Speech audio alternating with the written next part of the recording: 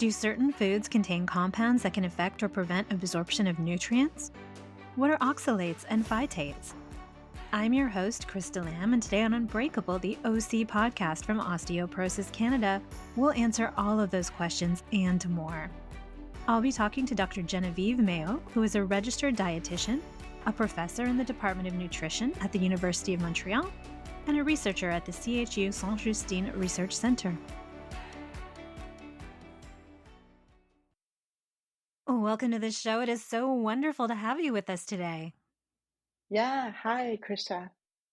So first of all, we're going to be talking about foods that can prevent absorption of nutrients. Why is that important for people with osteoporosis? Because these compounds that are present, especially in foods from the plant kingdom, so these compounds can bind minerals like calcium. So they may reduce the absorption of calcium, which may have a negative impact on bone in people with osteoporosis. And what are some of those foods that people need to be thinking about for this? So it's not foods per se, it's really compounds that are present in foods. And these compounds with regard to bone health are oxalates and phytates. Those two bind calcium with a greater affinity. So we might look at them more carefully in people with osteoporosis. And so what do they do in your body, these oxalates and phytates? So oxalates don't play a significant role in our body. Actually, they really come from plant-based foods. They are absorbed in very small amounts and they don't really have any roles. They are more important for the plants than for us, I would say. Whereas phytates are different than oxalates because they were shown to have beneficial properties for our body, like anti-cancer, antioxidant properties. So these are beneficial properties for us, and whereas oxalates don't have these properties. And I know that they impact bone health, but how do they do that? So what we should know is that they don't harm bone directly, so they don't exert any effects on bones. But what they do is that they can limit the absorption of calcium in our gut, which could have an impact on bone indirectly. And so are there foods that someone with osteoporosis should avoid then? Not avoid, because the impact on calcium absorption is very limited, actually. It's not that strong. And the foods that contain oxalates and phytates are often nutritious foods and should not be avoided in a diverse diet. And what are some of the examples of those foods in case people are wondering?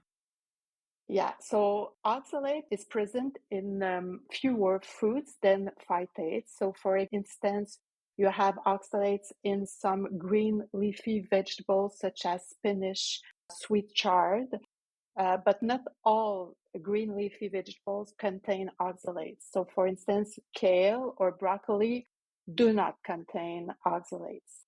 Oxalates are also present in sweet potatoes, chocolate a little bit, tea also. You could find oxalate in rhubarb, in the leaves of the rhubarb, not the stalk. So usually we eat the stalk, so it should not be an issue. And this is mainly the sources of oxalate. As for phytates, they are more widely distributed among the foods. So we have phytates in all grain products. So wheat, oat, barley, even rice, maize contains phytates. You have phytates in legumes as well, phytates in seeds and nuts.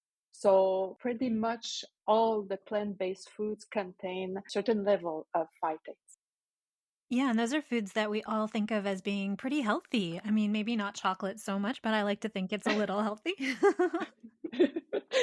So besides preventing absorption of some nutrients, are these harmful at all for us? It doesn't sound like it.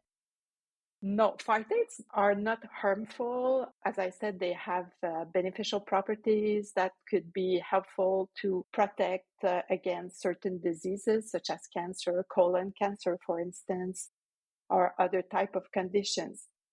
Oxalates are more harmful to the body because they are excreted in urine. So they are present in the kidneys and they are usually associated with kidney stones because kidney stones are formed with oxalate and calcium.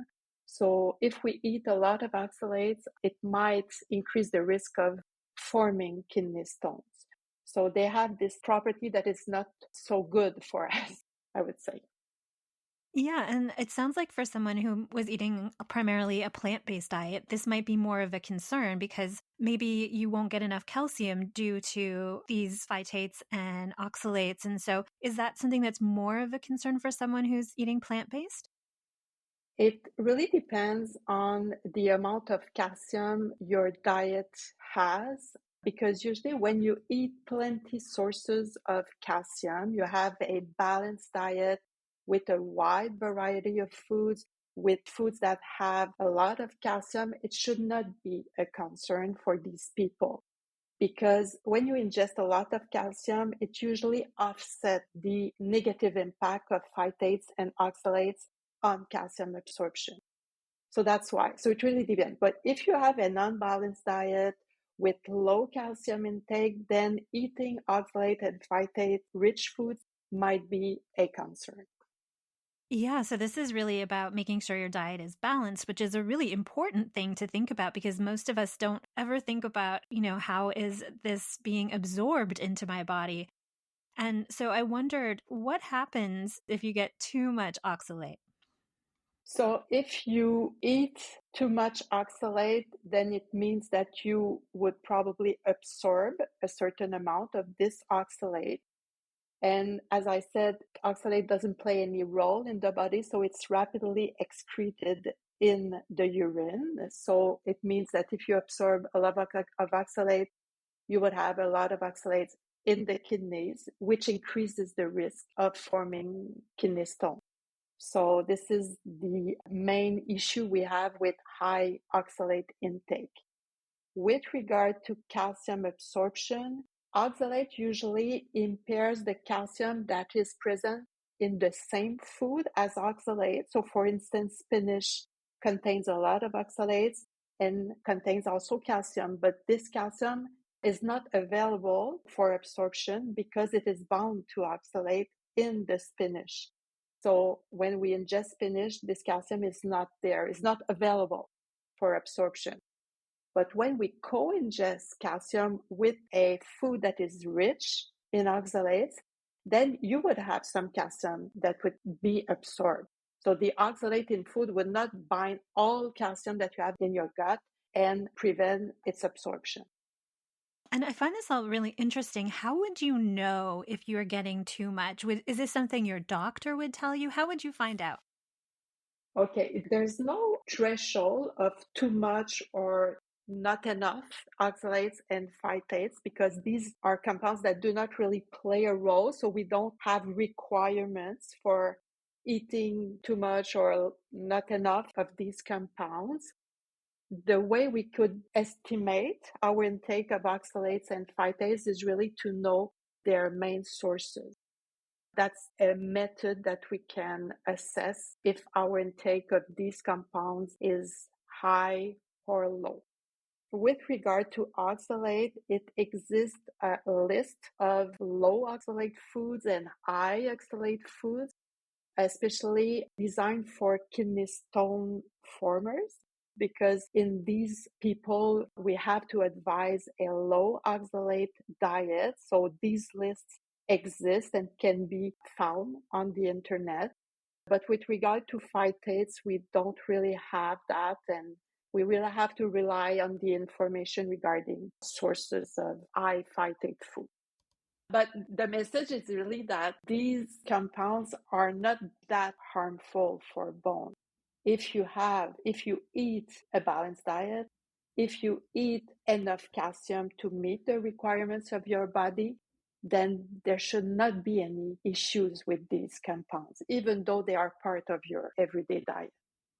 Yeah, and I think for many people, this will just be a really interesting lesson in something that's happening within your body that it's good to understand. And we often don't understand our bodies as much as we should or we would like to. So I find that this is all very fascinating. And on that note, I will ask you if there's anything else that we have not yet covered about this topic that you think would be important for our listeners to know. Maybe we didn't address ways to decrease probably the phytate and oxalate content of foods, because there are ways that you could decrease those contents by processing foods. For instance, I would give you examples. There are a lot of phytates in legumes, pulses. So if you soak them overnight, this would markedly reduce the amount of phytate in the pulses. So cooking, for instance, decreases also the oxalate content of spinach, for instance. So they compare oxalate in raw spinach versus boiled or cooked spinach, and they found that in the cooked spinach, there were far less oxalate than in the raw food. So you have some methods like that that could decrease the amount of phytate and oxalate within the food. So I think this could be a nice addition as well to our conversation. Yeah, that is really, really very helpful. And I think something that a lot of people can find useful, especially if you're someone who's eating a lot of these foods and wants to ensure that they are also absorbing all of the nutrients that they need in their bodies. Yeah, exactly. And maybe another thing that I can add is when you, for instance, co-ingest calcium, you take a calcium supplement with a high phytate food, it would not mean that the calcium from your supplements would not be absorbed. So a portion of it would be bound by the phytate, it would not be absorbed, but a portion of it would be absorbed. So I don't want the listener to think that if they eat phytates or if they eat oxalate, that all the calcium will remain in their gut. They would absorb proportions of calcium. So that's why it's important to eat a lot of calcium and to eat high calcium sources in order to bring to your body enough calcium to meet the requirements. Thank you so much for joining us on the show today. This has been a really interesting conversation, and I'm glad we had the chance to do this. I'm Krista Lamb, and you've been listening to Unbreakable, the OC podcast from Osteoporosis Canada. Today, I've been speaking with Dr. Genevieve Mailhot about oxalates and phytates. If you'd like more information on osteoporosis, visit our website at osteoporosis.ca. If you have questions or comments about this topic or about our podcast, reach out to us on our website or via social media. You can follow us on Instagram and Facebook.